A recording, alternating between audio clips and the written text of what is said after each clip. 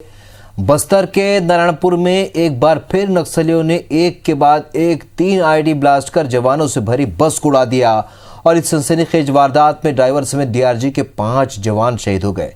वहीं 12 अन्य घायल हुए हैं। गंभीर रूप से घायल जवानों को हेलीकॉप्टर से रायपुर लाया गया। कल डीजीपी डीएम अवस्थी ने नारायणपुर जाएंगे और शहीद जवानों को अंतिम विदाई भी देंगे। साथ ही अधिकारियों के साथ कल बैठक करेंगे।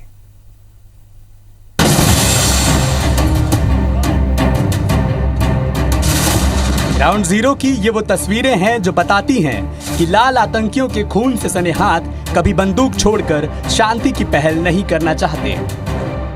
इसी हफ्ते छत्तीसगढ़ के गृह मंत्री ताम्रध्वज साहू ने नक्सलियों की चिट्ठी पर केंद्र से चर्चा के बाद वार्ता की बात कही थी, लेकिन लाल दहशतगर्दों ने 23 मार्च की शाम करीब 4:15 बजे नारायणपुर से 65 किलोमीटर दूर धौड़ाई और पल्लीनार के बीच एक के बाद एक 3 आईईडी ब्लास्ट किए। डीआरजी के 27 जवानों से भरी बसों के परखच्चे उड़ गए। इस ब्लास्ट में बस ड्राइवर समेत 5 जवान शहीद हो गए। वहीं 12 जवान घायल हो गए हैं, जिनमें से 3 की हालत गंभीर है, जिन्हें इलाज के लिए हेलीकॉप्टर से रायपुर लाया गया है। ब्लास्ट इतना जबरदस्त था कि बस का अगला हिस्सा पूरी तरह से क्षतिग्रस्त हो गया है।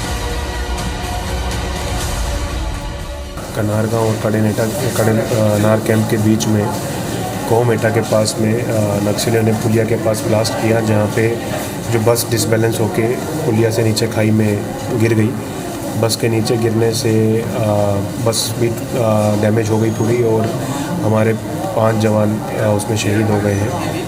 तत्काल एक ड्राइवर और 2 जवान उसी समय शहीद हो गए और जब बाद में 2 जवानों को घायल अवस्था में अस्पताल लाया गया नारायणपुर में, तो वहाँ 2 जवानों की शहादत और हुई है। टोटल मिला के 5 जवान।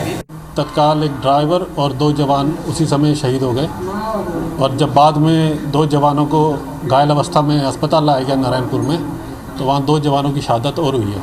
टोटल मिला के 5 जवानों की शहीद हो चुके हैं, उसमें 2 प्रधानारक्षक हैं। कल वहाँ पे जो हमारे 5 शहीद हुए हैं उनको श्रद्धांजलि दी जाएगी, तो हम कल नारायणपुर जाएंगे, हमारे साथ नक्सल डीजी भी जाएंगे।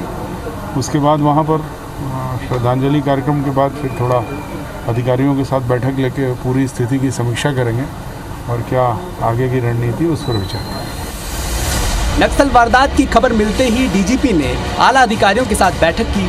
मुख्यमंत्री भूपेश बघेल ने हमले की निंदा करते हुए शहीद जवानों को श्रद्धांजलि दी है। मध्य प्रदेश के मुख्यमंत्री शिवराज सिंह चौहान ने भी नक्सल हमले पर दुख जताया है। इधर मंत्री रविंद्र चौबे रायपुर के अस्पताल में भर्ती घायल जवानों से मिलने पहुंचे। देखिए, ये कुल मिला के आप सब कह सकते हो कि बेहद कायराना हरकत है।